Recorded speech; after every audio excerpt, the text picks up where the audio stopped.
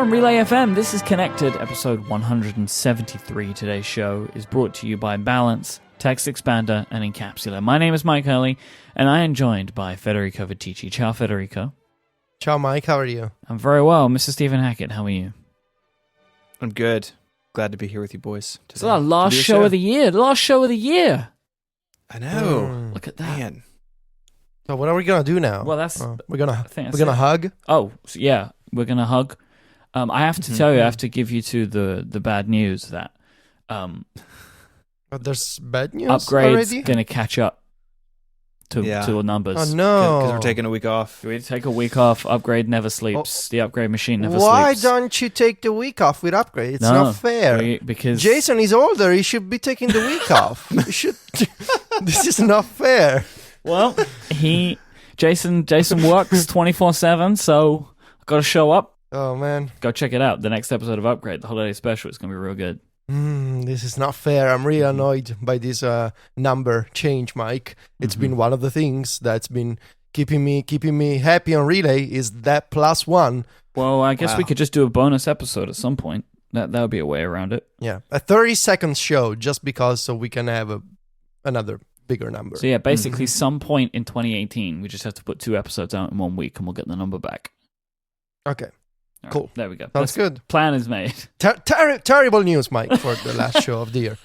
It's terrible news. Starting on a real downer today. It's ruining my holidays already. Mm-hmm. Okay. Yeah. Well, because the rest of 2017 was such a delight. Right? And on top of that, even... okay. Yeah. Well. Okay. We're going to start by talking about Secure Boot. Everyone's favorite topic. The iMac Pro comes with this super weird T2 chip, which is like the next generation of what we see in the MacBook Pro with Touch Bar. And it seems like the T1 was sort of based loosely on like what's the system chip in the Apple Watch? The S series? S1, S2? Yeah. Yep. We talk about Apple's chip naming. Guys, too many letters. Well, that's why they start giving them those fun names, right? Like Bionic and stuff like that. Why does the watch chip start with S, but the AirPod chip starts with a W, but the iPad chip starts with A? What are you doing? Because if you put it all together, it says WAST. And so you know that the next one needs to be an E, so it's waste. Oh no! Oh no! Wow! And then we all look at what we've done with our lives. It's the WAST strategy. That's what it's all about. About WAST. Sure, that's what they're doing. Anyways, the T2 in the iMac Pro does a whole lot of stuff. So it has the webcam protection, like the MacBook Pros with Touch Bar do. But it also, this chip runs the disk encryption. It's like the SSD controller. It's a lot of stuff that used to be handled by like discrete little bits on the logic board are now all routed through this chip. And one thing that it does is what Apple is calling Secure Boot. And in a nutshell, what this does is it checks the integrity of Mac OS, or as we will see, Windows, if you're running Boot Camp, and says, okay, this OS hasn't been fiddled with. It checks out. It is what I trust it to be. So you can boot. And there are a couple different levels. You can do full security, you can do medium security, or you can do no security, which is basically what we have now on every other Mac. This is interesting for a couple of reasons, and I'm wondering what you guys think about this. I think this is probably the future of Mac hardware, that we are going to see more stuff like this, where it's still running on an Intel CPU, but there's an ARM chip in there, whether it's based on an A series or an S series or whatever, Federico's upcoming E series of chips, designed by Federico himself. Does the E stand for espresso? Oh my God, it does. No, the E stands for Ticci. it's the E of the famous E of Ticci. Yep. Yeah. Totally makes sense. This is what he's well known for. Yeah. You want to know what we think about these? You want to know what we think about I think these? we're going to see more of this, right? All of right. Apple doing custom stuff with custom silicon. Yes, because I consider it. I think the further we go along this path, the less likely we are to see macOS running on ARM. Personally, is how I feel about this. I think that if Apple wants to do something drastic like that, it's probably best to start over or start with an operating system foundation which is already running on ARM, iOS.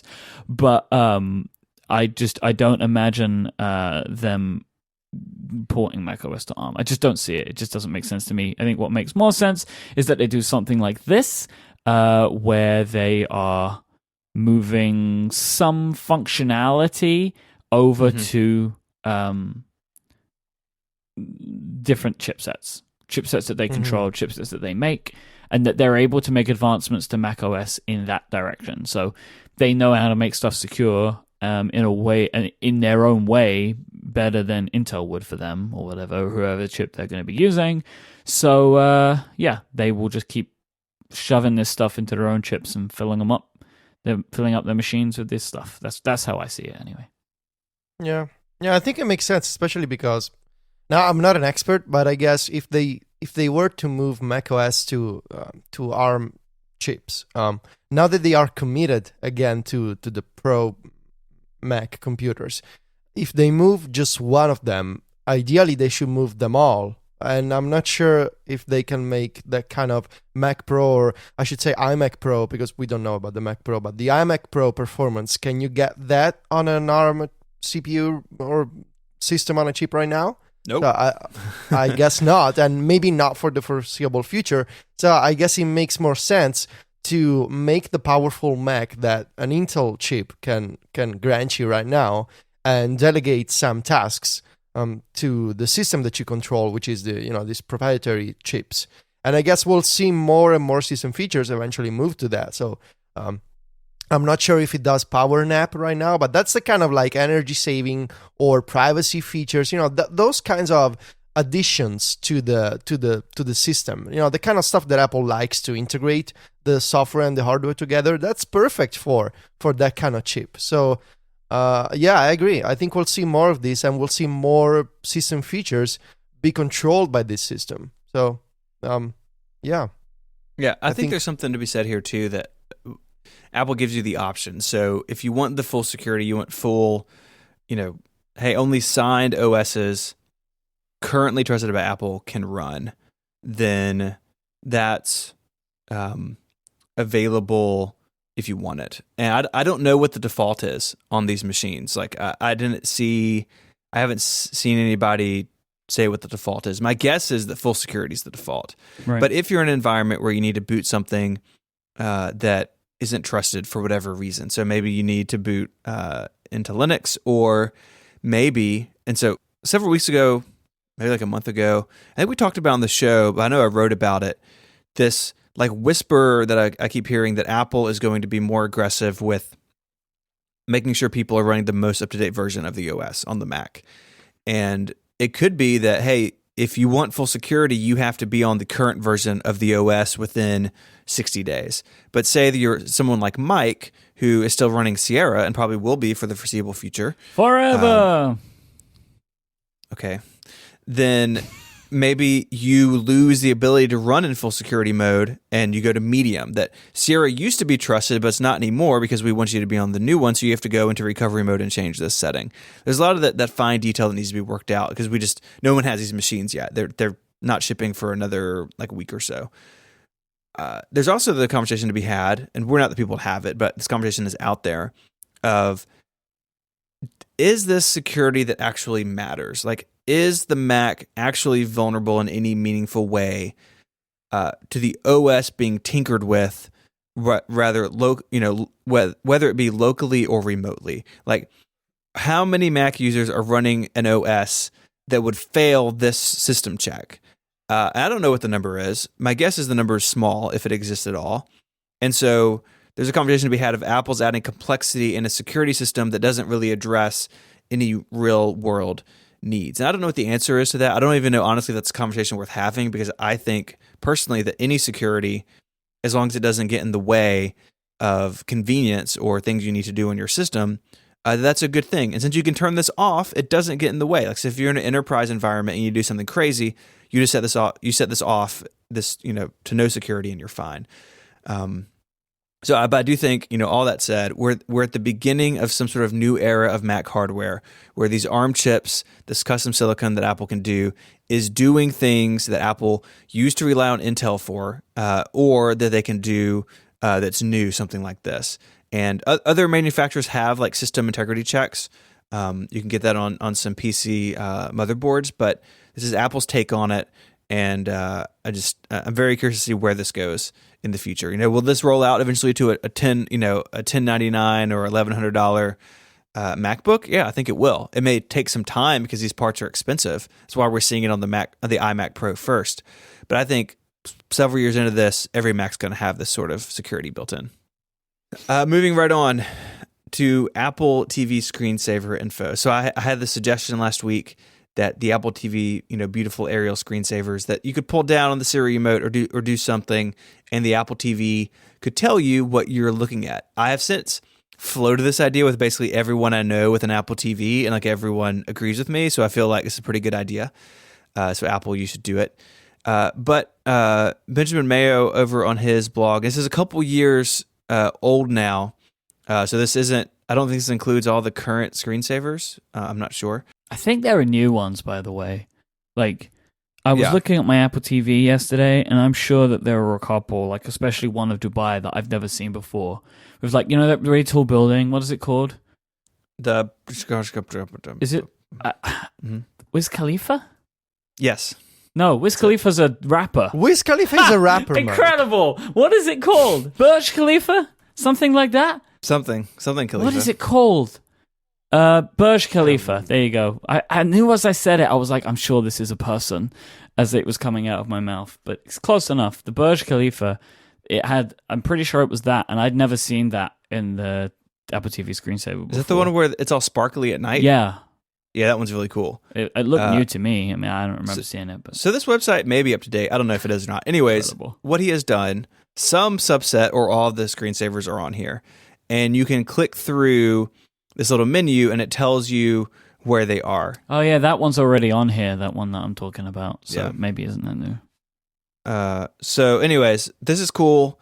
Go check it out if you're curious about this. But this should be in tvOS somewhere. Like, I think it would be nice for Apple to expose it somewhere. Because everyone I've talked about this, like I was at a Christmas party, and like the house we were at had an Apple TV, and actually had the screensaver going. I was like, hey, everybody. I'm a smart nerd. Wouldn't it be cool if it did this? And like, yeah, it's a great idea. Do you think they may have just said that to shut you up? It's possible. Just like, oh god, here he goes again. It's talking about his Apple TV screensavers. This is so beautiful.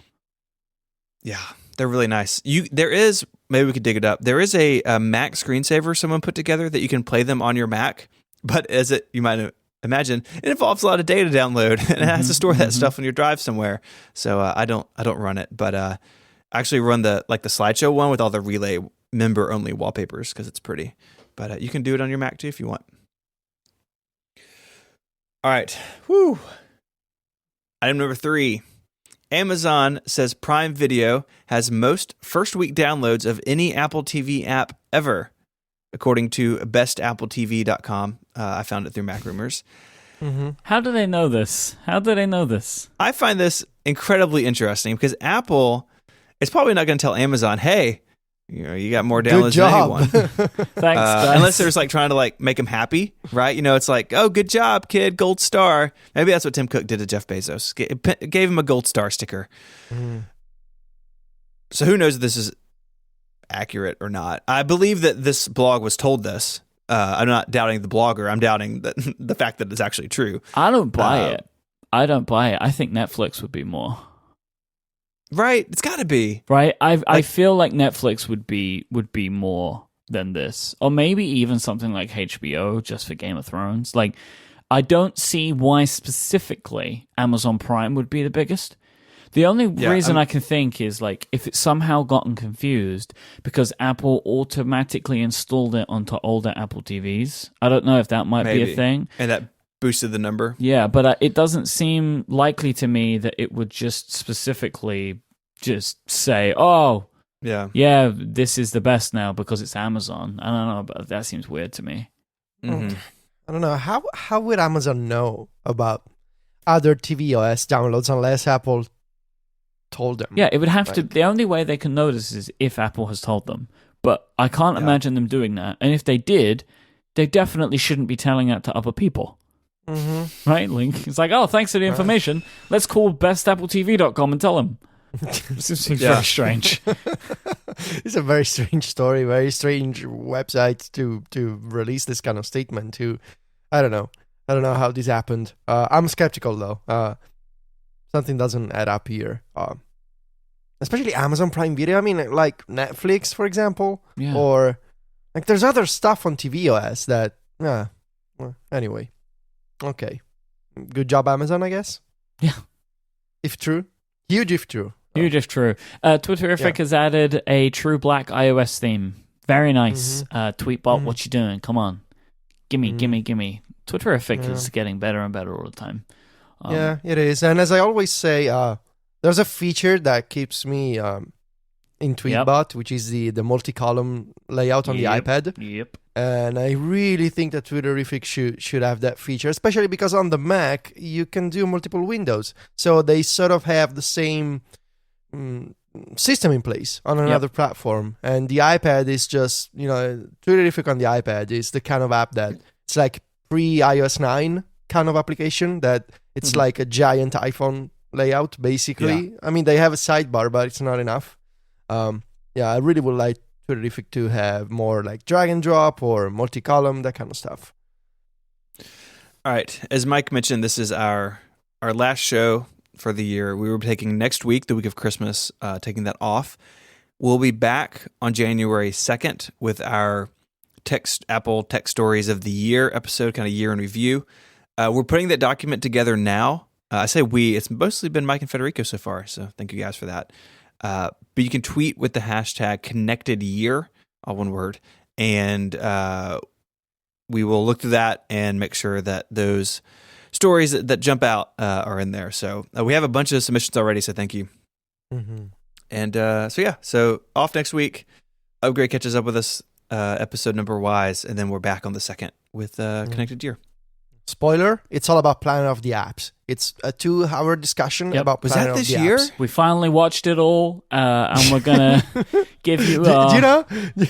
We're going to become one of those shows that like does an entire episode talking about 1 minute of a thing. Have you seen this? You got like Star Wars Minute and stuff like that. We're going to become Planet of the Apps Minute next year. And we're just going to watch that in every episode to talk about the next minute of this TV series. So you can look ahead to that exciting content coming your way in 2018. Still haven't watched the first episode of Planet of the Apps. I feel like it's maybe too late because those apps have been pulled from the App Store.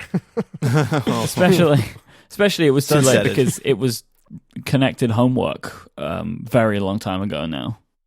So you're very we recorded an episode about it. Did you not watch it?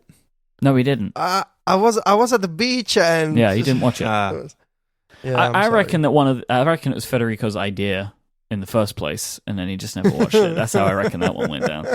Today's show is brought to you by Balance Open, a free open source Mac app for checking Coinbase, the popular marketplace for cryptocurrencies like Bitcoin and Ethereum. And Balance Open is simply the best open source digital wallet to help you keep track of everything. Balance wants to help teach you about cryptocurrencies in case you're living under a rock. This is becoming a real big thing, and they're going to do that by starting you on your way. Go to bal.money/relay.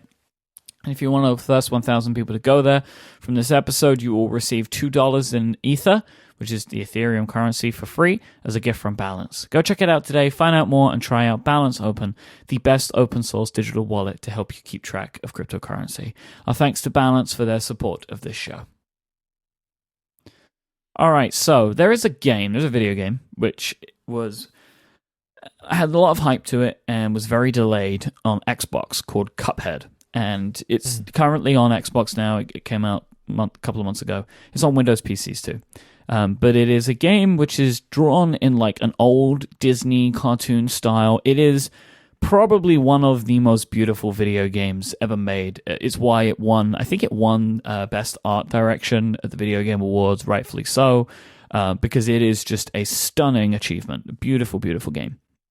Yesterday, I saw people tweeting about the fact that Cuphead was magically released on the App Store. I got very excited. It was £5. I bought it. I tweeted about it. It was a very exciting day. This seemed to me to be completely something that I would expect, because over the last couple of weeks, this has been a trend. A bunch of really popular games on other platforms that have been on consoles and stuff like that have been just randomly launching on iOS. Me and Federico have been talking about this privately. The expectation is that Apple is trying to bring in a bunch of games for the holidays, and they're not the developers are not talking about them because they want them to become big stories on the App Store, right? So like in App Store articles. So I think Apple are wanting to do that. I think it's like a two-pronged attack. They want to bring these games in, but they also want to do big articles on the App Store pages, so that's where people are going to get the news about this information. So like games like Fez and Inside and what other ones Federico have been launching? Fez, Inside. There's that puzzle game that I cannot pronounce the name. The Witness and Gorogo. Yeah, Gorogoa, which is a game that's like just come out on Nintendo Switch. There have been like a lot of games coming out. So also, I downloaded it, started it up, and it was working. I was playing it. It seemed like a bit of a bad port, honestly. But I was like, okay, like this happens sometimes. And plus, Cuphead has notoriously difficult controls. So the fact that the controls were difficult didn't really faze me. Then it turned out that this was a fake. This was a scam app. Again, like the fact that the developer didn't pre-announce it was not a thing that stood out in my mind, because that's a trend at the moment. But the name of the developer was there. You could go to the website, look legit, but no, it was a very, very good-looking scam, like a fake app. Yeah, it's strange. Like, not strange. I'm just surprised that even after all these years of the App Store and with the redesign and all sort of the kind of work that Apple is doing to ensure quality, I guess, on the App Store, this kind of scam can still happen, especially for this kind of high-profile title and a high-profile game. And I've been wondering, because I mean, you can try so many things, you're not gonna stop the bad guys, but I've been wondering whether there should be a system in place at App Review at Apple to just maybe scan for popular games from other platforms, because that these folks are gonna try and scam people by saying, oh look, you can now play the latest Assassin's Creed on iOS. No, you cannot play Origins on iOS.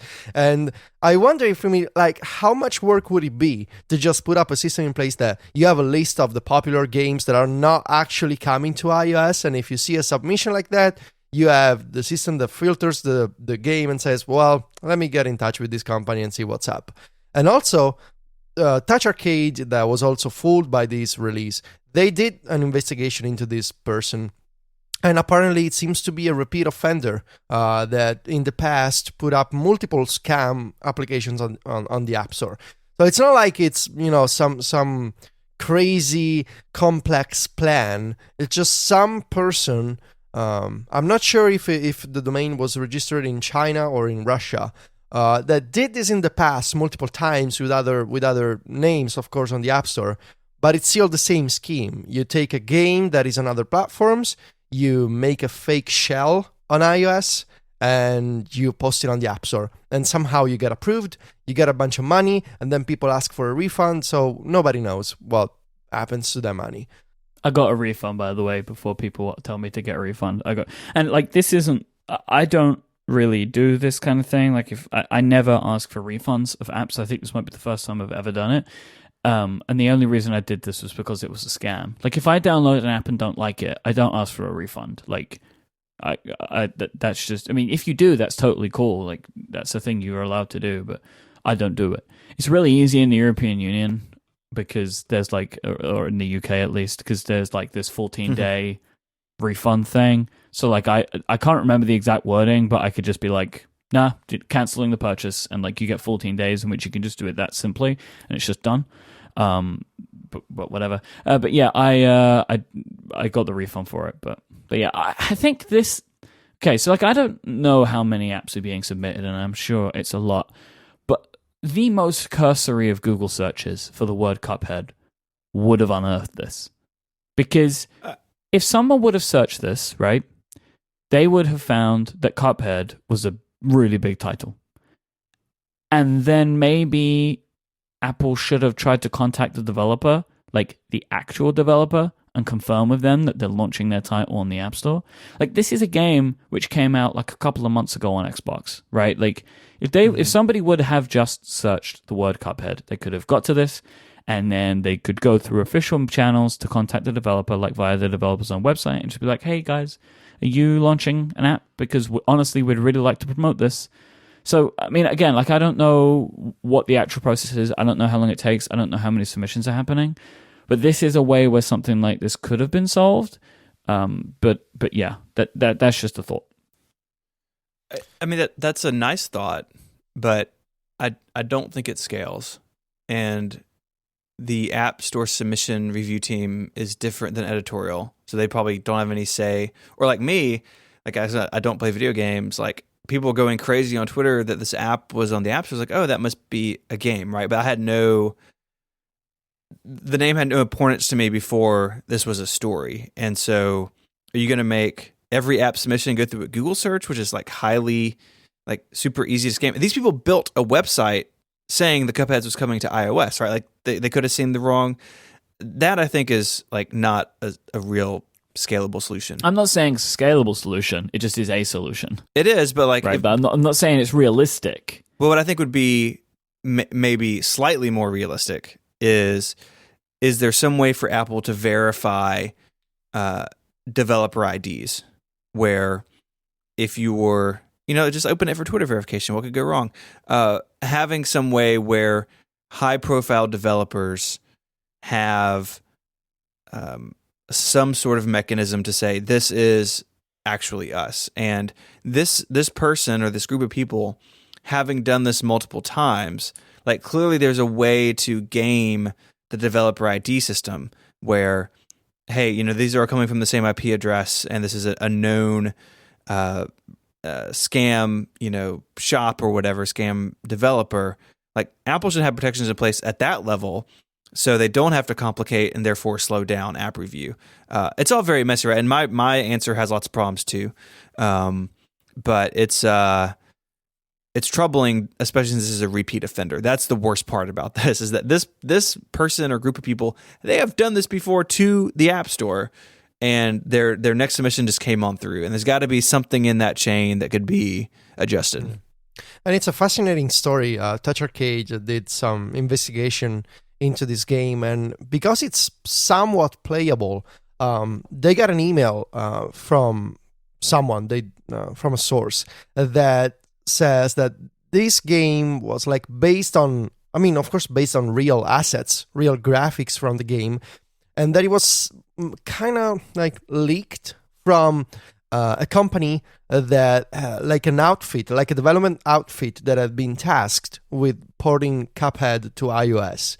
And that somehow in this process, the real assets of the game got leaked to this other person who released it as a scam on the App Store, as an unfinished game, because I don't think you can even play this game much. Yeah, I played just like 5 minutes of it to confirm that, in my mind, it was real, because I had people saying to me, this can't be legit. So like I booted it up, tried it, I was like, yeah, no, it works. So like for me, it was like, yeah, that's fine. It is the real game. It is the real game, which is strange because usually most scams, they maybe have a quote unquote real name and a real icon, but then when you open the game, it's like something else completely. Like last year, there was a scam for Astroneer, the space game that's on Steam. And it kind of looked real from the screenshot and the icon, but then you open the game and it was like a ugly graphics with a spaceman in poor 3D walking in an empty desert, and it was obviously not Astroneer. But in this case, it's the real game. So I wonder, like, there must be a story behind this, or maybe a port is indeed happening, and this was a really bad alpha version of that port. Or it's an emulation. It's an emulator somehow running in low res on iOS. But it seems like a lot of work to make an emulator for a scam that it's gonna get caught and you're not gonna get the money. It feels to me more like just trying to make a mess for revenge or something like that. Like, I don't know. No, it's a cash grab, right? Because it is a game that is hot right now, and it's 5 £5 that people would pay to get it. Like, if Cuphead actually launched, you would pay £5 for it because you can currently it costs you 40, right? So like it feels like a good deal. People like me, I bought it immediately because I was like, hell yeah, I wanted to play this game. Now I can just play it on my iPad, right? So like I think that there is just a opportunity cash grab to it, which probably worked for a period of time, provided that all that money wasn't just refunded, which it might not necessarily be. I mean, some people may just buy it and just be like, this stinks, and then just never play it. Apple should auto refund those customers. They should. I don't know if they have, but they should.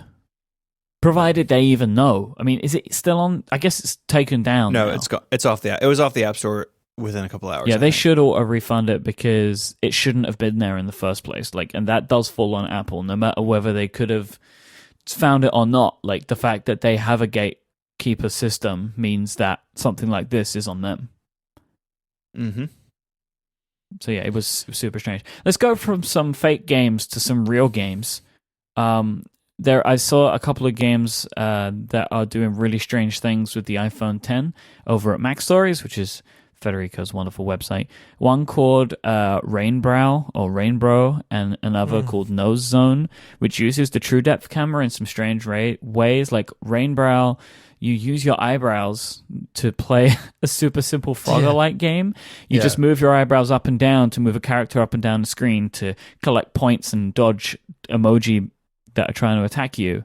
And the game, what is the nose one again? What's it called? Nose Zone. Nose Zone. Where you point in your face at the screen and your nose is a laser cannon. And wherever your nose points blows up targets. Obviously, these are super basic and almost tech demos, really, for the True Depth stuff and the face APIs. But it is interesting to see people playing around with this stuff. I will say that Rainbow is fun, but it is uncomfortable to play for more than 20 seconds. Yeah. Like, it just feels strange to be like frowning and in an excited face over and over again. But what's impressive and what a few people have told me on Twitter is that the game even works if you don't have eyebrows. And that totally makes sense because the True Depth camera, it doesn't actually scan for your eyebrows, but it constructs a 3D representation of the muscles around your eyes. And of course, even if you don't have eyebrows, you can still frown and raise and make different expressions, and it's gonna work because it's recognizing the muscles around of your face, not actually your eyebrows or your hair. So that's impressive, and of course, it's a tech demo for now. Even Nose Zone uses the ARKit face tracking, the face mesh geometry stuff. To superimpose this face graphics on screen. And they're super basic, but it gives you the idea of how there could be some more useful applications of this, that it's not necessarily like face filters or games. But as I wrote in my iPhone X story, I could totally see like an emoji picker that behind the scenes, you don't even see a camera view. You just make an expression and you're gonna get like auto suggestions in the emoji picker. I could see like a bunch of system features or utilities that have some kind of visual expression component. Like, of course, there's emoji that smile or that are sad. And I could see how behind the scenes you could have True Depth making suggestions based on what you're doing. But what's impressive to me is that even in Rainbow, there's no camera view. So it's not like you see like a tiny picture-in-picture preview of your face in a corner.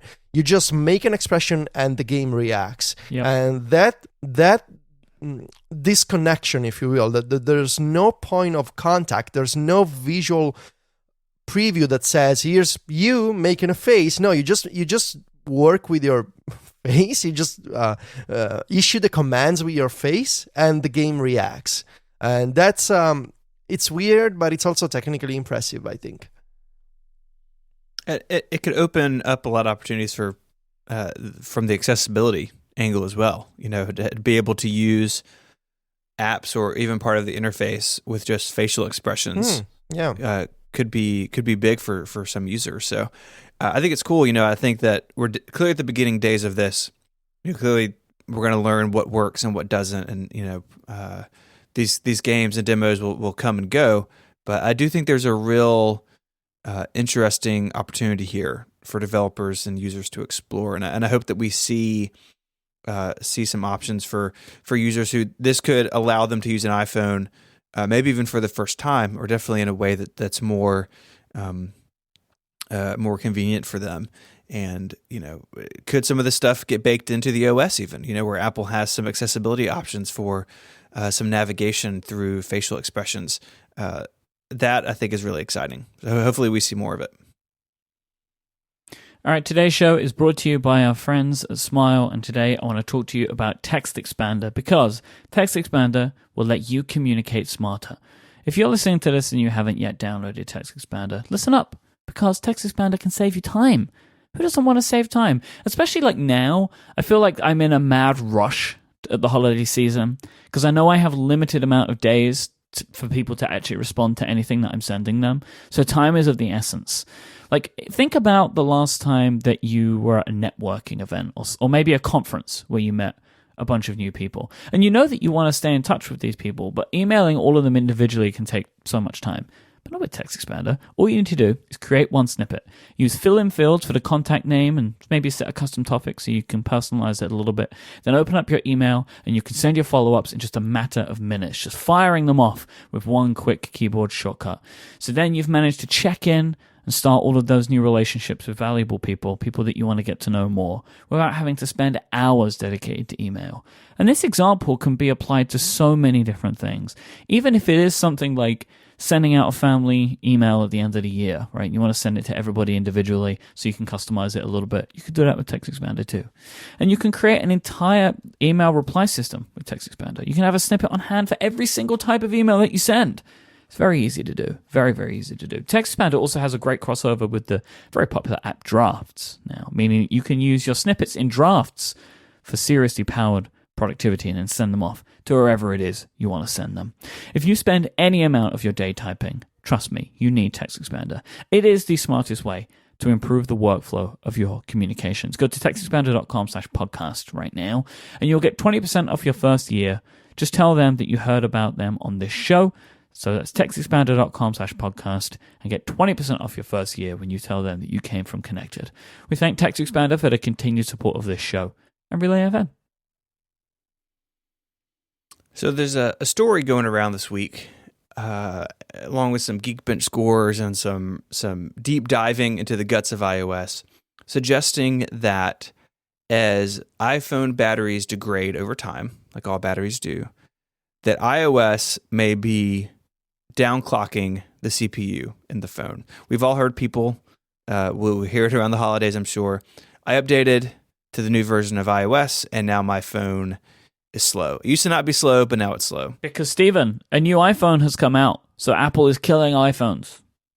That I don't believe, but I do buy this, that there is a set of parameters in iOS that if a battery and its longevity, reach a certain threshold, the CPU will be downclocked. I could see Apple doing this to extend battery life as long as possible. So they would rather a phone run at 70% speed but last all day, as opposed to running at 100% speed and then maybe lasting 5 or 6 hours. I think Apple should tell users they're doing this.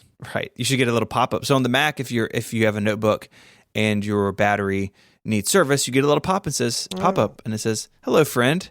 Your battery needs service." I think you get the same on iOS. If your battery needs service, you get something in settings, I think. Yeah. And you may, but clearly you're not getting this. If this is happening, then that warning should be moved up in time. Where if your phone is in a state where iOS decides to downclock things at the expense of so you're getting battery life at the expense of speed, at that point the user should be notified. Again, we don't know this is for sure happening. Apple, as far as I know, hasn't confirmed this, but there's lots of evidence pointing to this, and I think it's interesting. And do you guys think the trade-offs here are worth it? You think Apple's making the right decision if this is true? I mean, I wouldn't want my phone to explode or catch fire, because because it needs to run to be clocked at 100% of the performance. I mean, if as a user, like I think I would want my phone to last. It's a tricky question because on one hand, I wouldn't want my phone to have damage to the battery and explode or catch fire. But also I mean, I work on the iPad Pro and I spend a lot of money buying an iPad Pro because I need a powerful iPad. And so the thought of the performance of my iPad is being integrated by the system, and I didn't know this, it kind of annoys me. So it's a difficult question to answer because I don't think like these slowdowns, like in everyday life for most people, what consequence do you get? Like games run slower, or you get worse graphics, or the animations of the OS are all stuttering and you know they don't perform as well as a fully functioning iPhone. What's the real world consequence of this? So it's tricky to answer, but I don't think you should have a dialogue in settings all the time that tells you like your CPU is running at 80%, because on the other hand, then you get people going to the Apple Store and saying, well, my CPU is going to 85. What does that mean? And you get people at the Genius Bar complaining about, you know, CPU stats like on Android. So I'm not sure. I guess if it maybe hits a certain threshold, then you get like your performance is cut in half, then maybe the dialogue, as you say, Steven, should be moved up in time and you should get it fixed at the Apple Store. But not all the time. Not if the OS thinks, well, maybe we'll make it run at 10% less and it's going to be fine. In that case, do you want dialogue in settings? I don't know. I don't think so. Yeah. It's complicated. You know, Apple has a support document the chat room sent us, and it does have that warning, but Apple says that it shows it when the battery may need to be replaced at the end of its lifespan. And if this is true, then this is happening before that point, right? The battery hasn't failed. It is just degrading. Mm-hmm. So, you know, there's a bunch of Geekbench stuff that backs this up. So, like I said, I tend to believe this, and I just hope Apple clarifies things for their users so people aren't frustrated. Because I think people understand that batteries wear out, and that, but you know, upgrading your phone and your phone feeling slower is not a great situation for the platform to be in. So, I think it's a matter of a decision of you monitor how much you're degrading the performance to extend, if that's the reason, to extend the battery life. But if you get that kind of, because I have friends with older iPhones, and this year, everybody with an older iPhone that I know has been complaining about iOS 11. I haven't seen these issues because I'm on the latest hardware, and usually when you get the latest iPhones and the latest iPads, you don't see these problems. But folks with the iPhone 6, with the 6S, everybody has been texting me because of course I'm the Apple guy for my friends, and like, hey, why'd you make me update? Because it's my fault, of course. Because when iOS came out, I was like, yeah, sure, updates, it's pretty good. And everybody's been complaining about this. So if you get that kind of performance issues, and in practice, it means you cannot open notifications. It's like something that a friend of mine was telling me. He couldn't reply to notifications for WhatsApp and iMessage.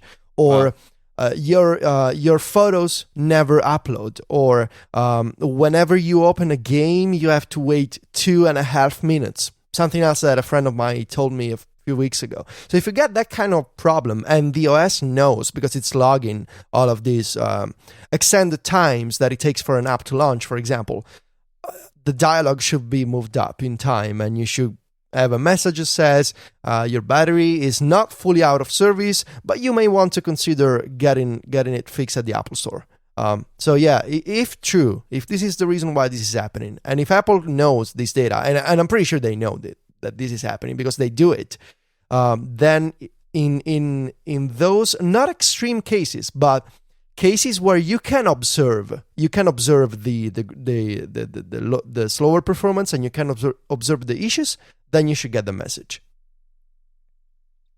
Yeah, Agreed. It's like one of those things where it's like a tricky situation. You can understand why they're doing it if they're like, it's to help the phone, right? It's to stop the phone's battery from just crapping out completely.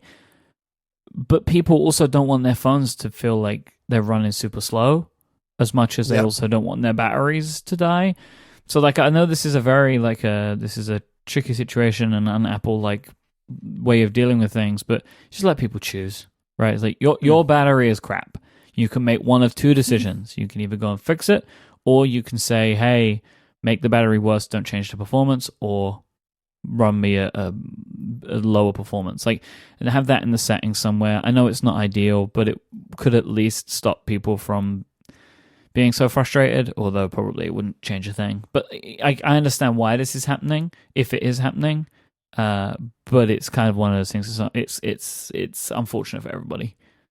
Yeah. And if it's new in iOS 11, and it seems to be, that may be why like it's really bad right now. But once this is sort of in iOS for a while, then we will, it won't be tied so much to an update, right? Because right now we have a bunch of phones out there that batteries maybe aren't great. iOS 11 has this system in it, and all of a sudden things are getting slow. But now, moving forward, it's going to be less tied to the updates, right? Because people's batteries will just wear out when they wear out. So this may be the worst of it, and Apple, I'm sure, planned for this sort of, customer angst of, hey, my phone feels slow, but it may be over before we know it. Why would it not be the same always, though, right? Like, if this is just a thing that exists in iOS going forward, then couldn't there just end up being even more of a perception that Apple kills phones with software updates? Like, it's just going to be a rolling thing, though, right? I mean, but it would be, if this is new, whenever this became new, a large percentage of phones in the world at large were below the threshold and are being throttled, right? So, I feel more than ever this year that people say iOS 11 has slowed down my phone. In the future, the same number of phones will be old, but they won't all be flagged at the same time by iOS. Just as batteries age, they will be flagged as that happens naturally. Does that make sense? Like, there's not a starting point like there is with iOS 11. Yes, I understand what you're saying now. Yeah, I get it. Like, even if it continues in iOS, it may just be like halfway through iOS 12, your phone starts to get slow, and then you're like, oh man, my phone's getting slow, but you don't think Apple killed it. Right. Yeah, I get you. Yes, that was hard to explain. Let me ask you this question to you both. Do you think that Apple should more aggressively cut features from new versions of iOS on new iPhones so that they avoid these performance problems and the perception that comes with the software update? My question would be, what features come to mind that they could cut?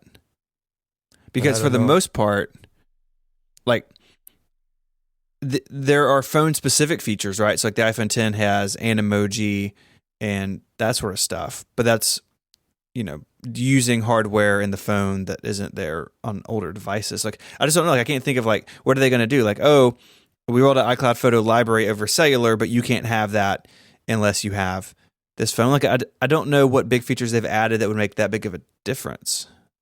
I don't know.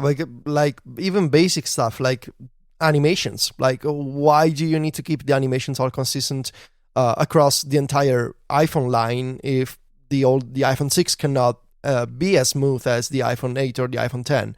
Like, even the basic stuff, like you don't get this flashy transition, you don't get this animation, you don't get the uploads over cellular, you don't, because I wonder, like, is it better to have constant feature and design parity between all iPhones than making sure that a version of iOS 11 at least runs decently on the iPhone 6? Instead of saying, no, it absolutely needs to be the same OS with the same features and the same design, but then people complain about performance and they complain about Apple because people do believe that Apple makes performance worse on older iPhones, so to push you to get the new phone. It's just something that people believe. So why not accept the reality that people believe this and fix it in another way? Yeah, I don't know. I guess it depends on how good Apple think their iOS marketing is. Right? Like, in reality, does everybody know the new features of an upcoming version of iOS? Probably not. Does Apple like to think that people do? Yeah. So they're like, oh, we can't limit this because people will be so mad that they don't get it. But they don't even know what. Every time, and I guess you guys have the same situation. Every time there's the friend or the relative, and they're like, "So, tell me what's new. Show me what's new." And because they don't look at the splash screens when Notes gets an update. They don't look at the Apple website. They don't read my reviews. They don't read anything. They just don't care. Because those splash screens don't work because like. Nobody's like updating iOS and like, okay, let me open every app that I own to see if I can learn something. No, the time that you open Notes app is because you need something in Notes. So that splash screen, all you're doing is like waiting for the minimum amount of time possible till you can go past it, right? Like none of that stuff really works. And also, I pay attention to this stuff more than most people, and I forget about features of iOS. Like, iOS launches, and they're like, oh, it does that. I forgot it did that. So, yeah, I don't know. Look at all this stuff in here. Who knew? If only someone wrote a review. If only. But even then, I read Federico's review and still forgot about things. It's just like... You literally read it. I literally read it. Because there's just stuff... It's too much, right? Like, it's just too much stuff to remember everything of. But... So I don't know what the answer is. I think that it would probably be better if they were able to find a way to strike some balance where maybe the older the phone gets, maybe maybe like reduce motions turned on automatically or something. Something like that. Like if that was such a thing to reduce battery wear. You know what I mean? There could be some things that they could do, but I don't see it happening because you know what the other thing is? Really, you just want people to buy new iPhones. Like that is your job. Of course, that is your job as a company. I think it's an investment in making sure, because the people that have an iPhone 6 today, still, those are the people that are going to buy an iPhone 8 or an iPhone 10 next year. So even if, like, in the short term, of course you do want to make iOS better for the new iPhones and for the people who are going to get the new iPhone this year, because you want money for the holiday quarter. It makes total sense. But it's also important to cater to those users on older hardware because you want them to stick around. And so I think it's, I don't want to say objective, but I think it seems to be a widespread problem that iOS 11, especially on the iPhone 6, has been problematic is an euphemism, maybe. It's been damaging, for customers. And so should Apple do a better job at releasing versions of iOS for older hardware that work better? And I think that they should try with iOS 12 next year to make sure that this doesn't happen again. How? I don't know. Increasing the cutoff for older hardware, maybe. Removing features, maybe. Making the defaults different between the, let's say, the iPhone 6 and the iPhone 8, of course. You do want to enable features that save power or reduce the animations or whatever it is. Just make sure that even if, philosophically speaking, you do want to make sure that it's the same OS, at least do something so that it runs well. Yeah, like, it is super great that Apple have found ways to, like, keep a lot of older devices around, right? Because it feels like that your investment in an iPhone can last you a long period of time. But if it eventually comes at the detriment of the overall experience, then maybe that's not best for everybody. And like having to do things like throttling the CPU to save battery life over time because this phone can't cope with what's going on, maybe that's not the best, maybe that's not the best solution to this problem. Maybe that solution needs to come before. So I would be very interested to see if anything changes in 12. That will show if this has actually resulted in anything, like if these complaints have resulted in anything. Because, I mean, everybody hated iOS 7, but like it's not like everybody stopped using the iPhone. Do you know what I mean? Like it might be like, these are complaints that you have, but what does it result in? Like no change. So if there has been a change, then we would see that in iOS 12, right? Or iOS 13. We would start to see changes in this. That would be the indicator. Maybe you don't get Caramel.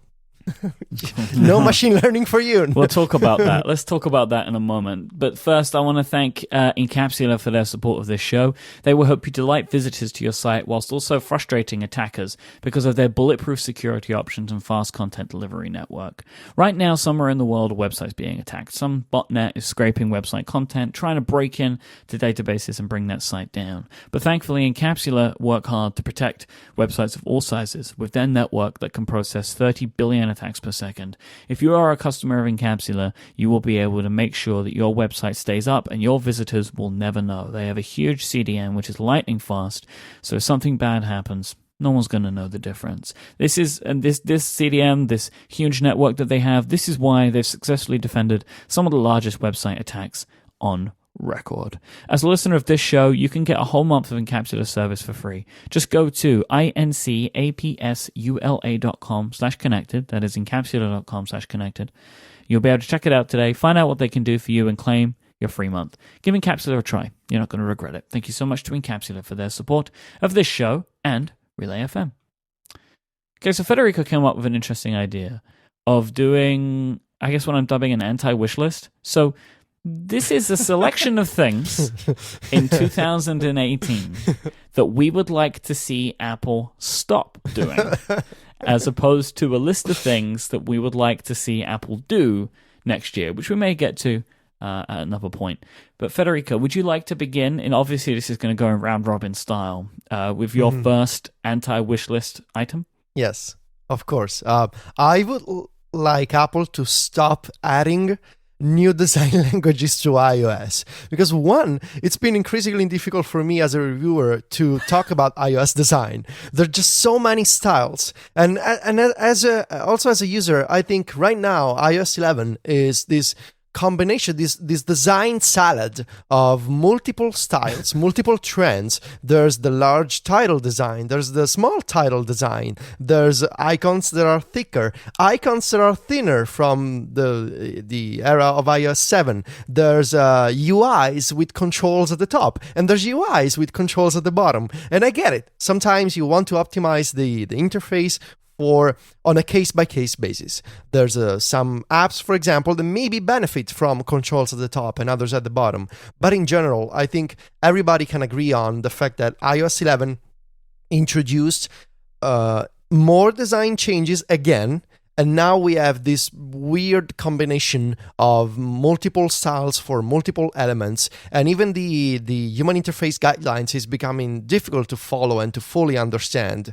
And it feels to me, and this is a point that I've made in the last year's iOS 10 review, I've made again in the iOS 11 review, it feels like Apple has been adding and adding on top of iOS 7, progressively not moving away from that design thinking, but trying to fix it or trying to address the concerns. But in the process, they've just ended up in multiple and different areas of iOS design, and it doesn't feel consistent. It doesn't feel like a single thought around what iOS design should be.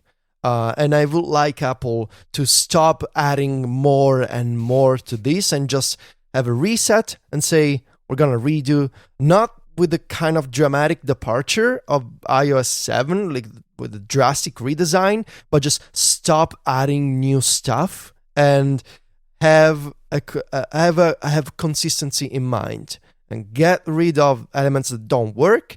Make it all consistent, understand why some apps need to be different, why some apps need to have controls at the top and the bottom and sideways and different icons. But please don't add another design style that is only available in, let's say, notes and reminders, because that's what they've been doing with iOS 10 and iOS 11. Some apps have a certain design, other apps don't, and nobody knows why. So please do not add any more design styles just for a handful of apps.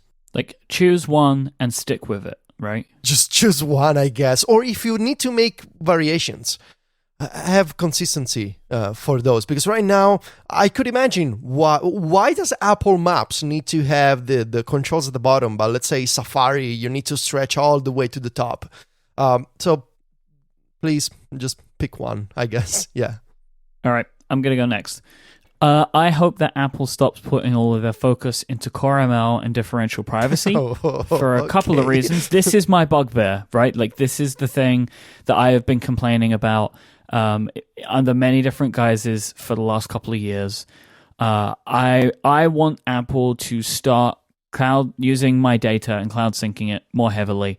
I want my data in sync everywhere, even if it could be possibly considered private information, like photo information, face information, that kind of stuff. I would like to be able to choose to do that. Like, I would like the ability to say, I trust Apple in the same way that I trust Google. I would like them to be able to do stuff with my data. I also want to see them not need to update the operating system to fix bugs in autocorrect. I think that all of this stuff is connected, and I think that they've made a very interesting choice in the way that they're deciding to do a lot of machine learning stuff. And I think that it isn't working so far. And I honestly think that it's going to get worse as time goes on, as everybody else gets significantly better at this stuff. And Apple is still kind of like fumbling around in a way to try and maintain the strictest of user privacy, which, as long as they have the right things in place, that they can be better than anybody else with that. I just think that as a user, what I'm getting out of it is kind of just getting worse over time, and I really don't know if the trade-off is worth it for me. I want Apple to stop being afraid of the internet. Seems that's a good one. basic enough. There's some crossovers between me and you, I think. Yeah, mine is more about, I think, services than data. But like iCloud.com should be awesome. It's not. I don't know the last time you tried to use iCloud.com, but it's still very much in the mobile me style of like, we have rebuilt Mail with JavaScript, and it looks just like Mail, or it looks just like Notes. It feels very Web 2.0-y to me. It does. It felt aged at the Mobile Me launch in 2008, and it feels even more aged now. Good web apps and good desktop apps are different things, and it's very clever, and they use Sprout Core and all this crazy stuff, but to do anything efficiently on iCloud.com is basically impossible. Everything is slow. Everything is just like, it's more complex than it needs to be. I would lump in there that iCloud email needs much more robust filtering. You can do some very simple server-side rules with iCloud. It used to be you could only write email rules in Mail on your Mac. So if your Mac was off, you didn't have any Mail rules running. You can do some simple stuff on iCloud.com. It is nothing at all like what Google offers with Gmail, which is my primary reason for using Gmail, are the filtering and rules. It'd be nice to see Apple embrace more of that on the server side. And I would, like, why can't I use a custom domain like G Suite or like Office 365 with iCloud services? So if I want to use iCloud stuff, but I want to use, relay.fm with it, I should be able to do that. And they've never offered that. Way back to iTools, it's never been a thing, but I wish it would be. Like, hey, I'll pay for it, right? There's another way to make some services revenue. I'll give you some extra money. You give me some email stuff. There you go. There's a way I can do that. I'll give you some money. Mm-hmm. Online collaboration is a big part of this. I work in the cloud. We try to use it every couple of years on this show, and every time we do it, it's bad. It's still kind of janky to move between the web and native apps. Like, Apple should, Google Docs is like king of this, and Dropbox Paper is right behind it, and iWork in the cloud is just not there. Folder sharing in iCloud Drive, like, again, stuff to make things work on the internet better, to make people working together across the internet more efficient, are good things. And lastly, the App Store is so basic on the web. They have those pages. If you're on the Mac, that's all you have because iTunes got rid of the App Store. But I wish they would look at Google Play and copy the feature of, hey, I can purchase this in my browser, and when I pick up my phone, that app is there waiting for me. Opening the App Store up to the web in more ways. Why can't I leave reviews when I'm on the web? Like, this stuff is present in Google Play, and it's all really good in Google Play. It works really well. And I think the App Store would benefit from being more inactive on the web. Right now it's basically read-only. Like, you click a button to take you to iTunes or to take you to the App Store on your device. And it should do a lot more than that, I think, this day and age. I'm next Mhm. again. I guess this You is are. around It's Robin. around works. Robin. Let's come around so- to you, Robin. We should have done the anti-Robin. Well, I'm not sure just how that no will work. structure. Like you do all of yours, and then me and Stephen alternate. Is that an anti-Robin? I guess so, because it's like that. It's not even a pattern, right? Like it doesn't Mm. make any sense. I don't know. Anyway, I hope that Apple stops the iPad pattern that we've seen so far. I don't want to see infrequent or irregular updates again. I don't want to see new iPad stuff coming out in 2019 or 2020. My hope is that Apple will now stick to a more regular iPad release schedule, both for new iPads and new software features. I don't want to see Apple saying, oh, well, we did the new iPad Pros in 2017 and we did iOS 11. See you in 3 years, everybody. No, I don't want to see that again because they've done that in the past. I hope that is not the case in 2018. I truly believe that now is the time to keep pushing on the iPad Pro, both in terms of drag and drop and multitasking and all these powerful features that they've done this year. I don't want them to stop. I don't want them to say, well, now we're cool for at least a couple of years. Mm-hmm. So I hope that we'll not see a repeat of, 2015 with iOS 9 and the iPad Pro, and then 2 years pass and we get new stuff. Because there's a lot that Apple could do now. They could make the kind of tablet that nobody else has. You can make the same argument about the iPad Pro, but imagine if Apple were to make an iPad Pro next year with Face ID and almost edge-to-edge design and a new Apple Pencil and new AirPods. That's the kind of setup that nobody has. And hopefully we will not have to wait 2 years. But in general, I don't want them to have that mindset that says, well, the iPad can get an update every couple of years, every 3 years, it's fine. So we'll see. You can imagine that I would agree with you. I hope so. I will say for yeah. me, personally, I care more about the software than the hardware. This hardware is really good, and like I would love to have the new features in it, but it will keep me going. Time has shown me that 2 years without new software really hurts. So I personally obviously want fantastic, wonderful, whiz-bang new iPads, but like, please keep the progression of iOS 11 into iOS 12, because there are a lot of bugs in files that I just try and forget about because it's the first time. But if I have to keep running it for another year with the same bugs, I will be really mad. So that's kind of where I'm sitting with that. Like, I care obviously about having amazing hardware, but really, like, please just continue the software push. Yeah, I was hoping you'd agree with me on this. You, Mike, as the last bastion of the multi-pad lifestyle. After the betrayal of your robotic co-host. Been sad. I don't know what's wrong with him. A lot of Mac users would trade annual releases for every couple of years. So you say that, but I don't believe that. Like, I hear this all the time, and I don't believe it. Like, if people Apple would be mad either way. Yeah, if Apple didn't have a macOS release in June, people would think right? the Mac is dead. People would be going crazy because they're like, "Oh, they killed the Mac." So I don't believe that for a second.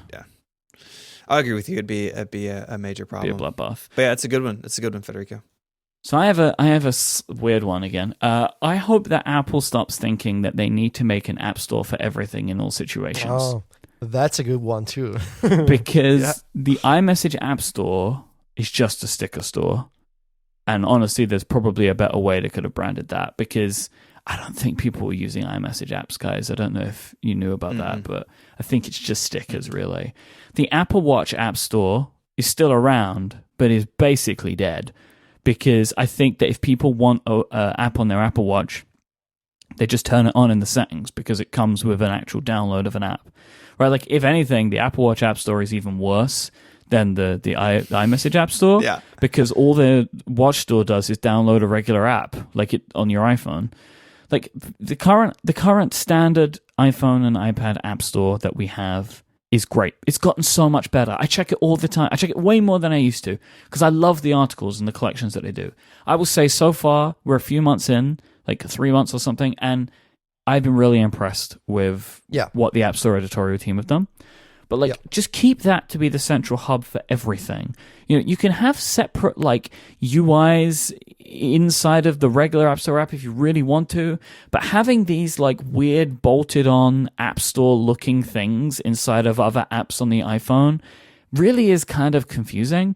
And it would just be way nicer. Like if you want a sticker, you go to the App Store. There's one App Store. If you want an app on your watch, you go to the App Store. There's one App Store.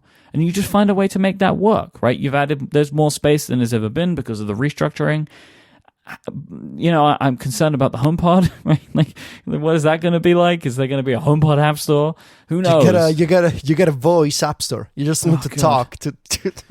But like, I just don't think. I think that time has bared out that they can't replicate the App Store in a bunch of different places. It doesn't even work on the Mac, right? Like, there is one App Store. It's so bad. It is the iPhone App Store. Every other App Store should be killed.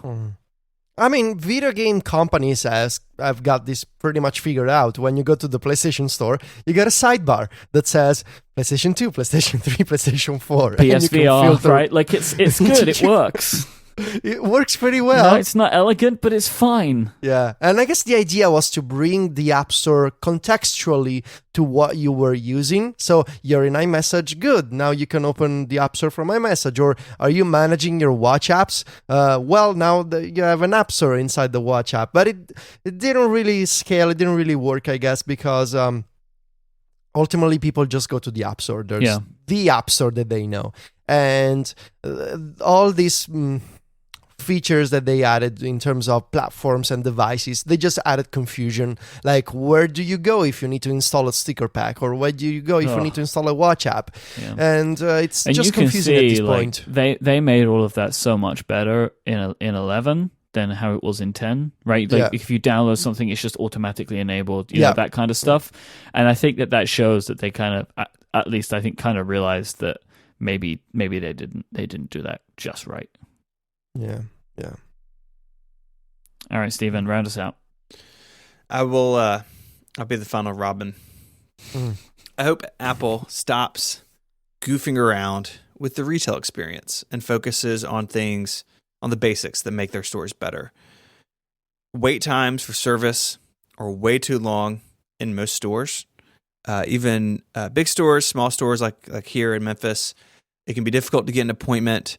If you go in without an appointment, you may get seen right away. I had that happen when I broke my iPhone 7 Plus. I basically just walked in and they took care of it. But that's not guaranteed. You don't know how much time you're going to have to spend there waiting or how long it's going to take. And that can scale up if you have more employees and you have more appointments open. And I think that's something they really need to address. The stores themselves have gotten better, but the service side, I think, is lagging. Those stores are beautiful, though. They are. Like, the design is so good. Yeah, if you're stranded somewhere for 3 hours, there's worse places to be stranded. But you're not building galleries, right? You are building a store where people buy stuff, and it is your main service point. Like, those things have to be good. Yeah. So I'd like to see that. You know, I think they've spent a lot of time, like you said, on the visuals and sort of the layout and that stuff, and that's nice. But you know, there's still some like fundamental frustrations when someone goes into the Apple Store, and employees feel that too. And I think they just need to spend some time sort of on the basics of that. You know, I think they've done a good job with a lot of the stuff that is important, but there's a lot of stuff that's important they haven't dealt with.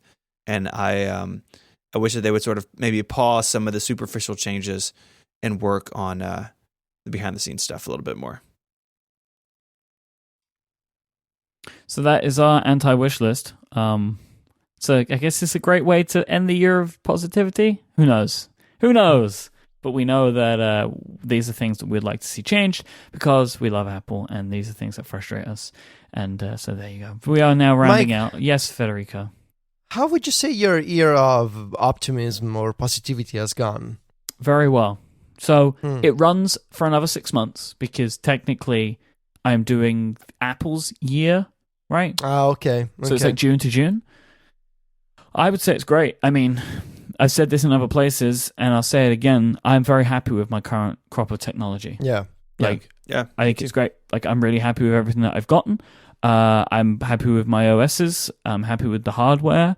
I would say there are things that I would like to see Apple change, but honestly, it's mostly so I can just use their stuff more.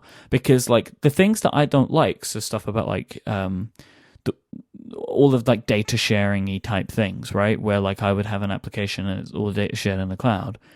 Well, I use other apps instead of Apple's for that, so I'm cool with it, right? Like, I'm not having autocorrect problems because I use Gboard, so I'm not having these crazy autocorrect problems. Yeah. And I've made that change because it's something that I'm not happy with, right? Like, that works great for me, but I would like to be able to just use Apple's keyboard. But there's changes that they would have to make from a functionality perspective. Like, there are three things, right? My autocorrect's better, I have search for my emoji, and a swipe keyboard always. These are easy things, not easy, but these are good things for Apple to add to their keyboard. Like, they are good features. Everybody wants emoji search, right? Just a better way to find emoji. Everybody wants their autocorrect to work. And I'm sure that a lot of people would really like a swipe keyboard, but it doesn't make a difference whether you have it or not, because people don't swipe on their keyboard, like, accidentally, really. I can't imagine. So, you know, they're things that I would like to see them add, but I just replace these features in other ways wherever I can. But I would just like to see them do more. I would say, honestly, for me, I think these last 6 months of the year, Apple have really proven that, like, the year prior, like the last 6, you know, from like 2015 to 2016, something was going on, whatever it was, right? And they dropped the ball in a bunch of places. But I think that they have really shown us in these last 6 months that, like, everything's cool. That was an anomaly. Software has been mostly good. There are problems, but it's been mostly good. Hardware has been fantastic, right? Like, all of the hardware that's come out since June has been great, and there's still more to come. Yeah, I feel confident about them right now, and I will say that I feel a lot better because I don't feel like I'm having to just complain all the time, which I really felt. I mean, that was the big thing for me, is I felt like I was just complaining all the time. And I feel like you can complain, and we have. These are things that we're frustrated about with them, and I think it's fine to do that. But then it's also fine for, like, last week for us to be talking about the things that we love, right? There's a balance there, but I really felt like most of last year and most of the beginning of this year, there wasn't really a lot of good to go around, but I think that there is now, and I'm very happy with my current state of technology. And we only talk about all this stuff because we love Apple and the products that they make, and we just want it to be better all the time. So, yeah, there you go. Yeah. Thank you so much for listening to Connected. At any point in 2017, we really appreciate it. We are very thankful for you as a listener, as well as our sponsors too, because they help us make this show happen. So thank you to Balance, Text Expander from Smile, and Encapsula for their support of this episode and their support this year too. If you want to find us online, there's a few places you can do that. You can get today's show notes at relay.fm/connected/173. Stephen is at 512pixels.net and 512pixels on YouTube, and he is at ISMH on Twitter. Federico is at Viticci, VITICCI, and he is at macstories.net and appstories.net for some other places you can find both of those guys. But they both do more shows than just this one on Relay FM, as do I. You can go to relay.fm/shows to check out our crop of things that we do. If you only listen to this show, or maybe one or two, I bet that there's at least one more podcast in our roster that would be great for you to add. We'll be back next year with our first episode of next year, as we mentioned, is going to be our year in review episode. If you have any stories that you hope that we talk about as an important thing that happened in 2017, just send a tweet with the hashtag #ConnectedYear and we'll pick it up. I'm going to go now. Until then, say goodbye, guys. Buone feste e arrivederci. Oh, gosh. Adios. Feliz Navidad. Come on, you must know this.